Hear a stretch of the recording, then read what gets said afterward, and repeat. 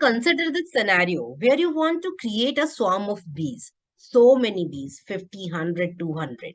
So what do you do in this case? Are you supposed to create 100 or 50 or 200 variables? Declare each and every variable, create a sprite. Seems a little, difficult to achieve. So for this purpose, what we will do? We will use array.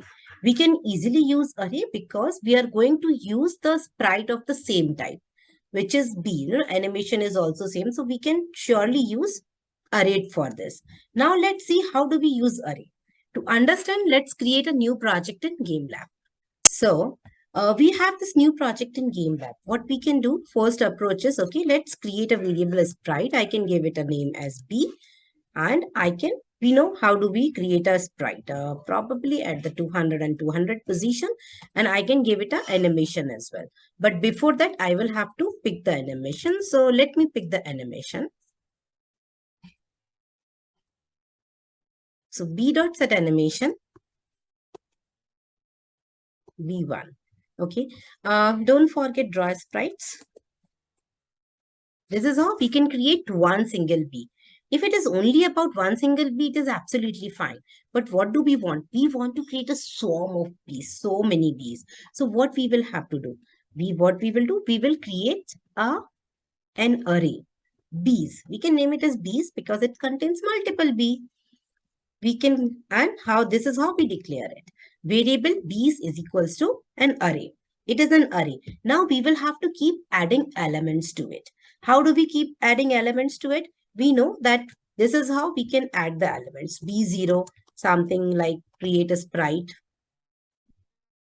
It could be any position. So for now, I can put a random number between 100 to 200. This is the X position. And similarly, the Y position is also a random number between 100 to 200. So this is how I can create first B. I can also give it a animation. So this is how we are accessing it. Okay. So in this line number 8, we have actually created a B sprite. It is actually there inside an array at the 0th index. What we are doing in line number 9, we are accessing this particular variable and giving an animation to it. So this is how we can do. We can keep on doing like this. Say, for example, whatever you want, 0, 1, 2, how many bees you want. But this is also a very cumbersome technique, isn't it? This seems to be a very cumbersome technique. But do you see a pattern here? The entire code is same. And the only difference which we have is with indexing, which keeps on increasing by 1. So when I say it keeps on increasing by 1, that something strikes you. We want to repeat this loop and we have a pattern.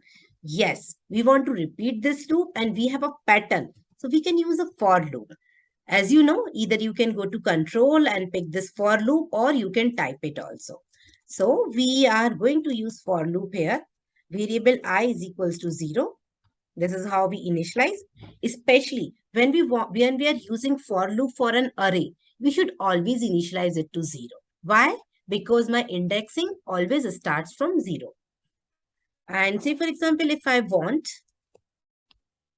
50 bees, I will say I is less than 50 because I know my loop will now run 50 times. I plus plus. It means my I will be increased by 1 every time.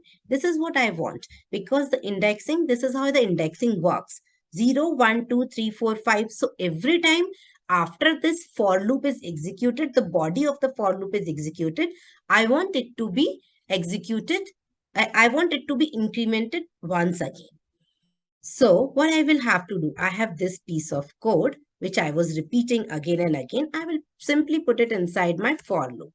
And because we know this for loop will repeat itself again and again. There is a video about for loop. I believe you have already covered this. You have already seen this. So you know what is for loop. If no, here is a link. You can watch it. Instead of 0, I will just replace here it with I. Why I? Because every time the value of I will change, it will increase by 1. And this is what we also want. Because we know This is how the indexing works. It starts from 0 and it increases one by one. So I don't think I need this all code now. We already have just these two lines of code and all the bees are created. So there is a mistake. It is bees.i. Okay. So let's run it and see. Okay, so you can see so many bees are created. I think we should scale it. So to scale it also, it is the same technique.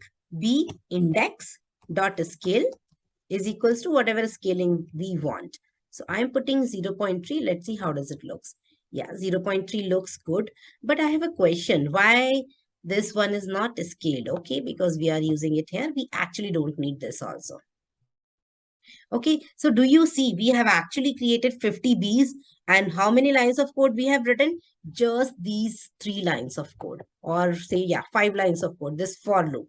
So using for loops and array, we could create 50 Bs sprite together in one go.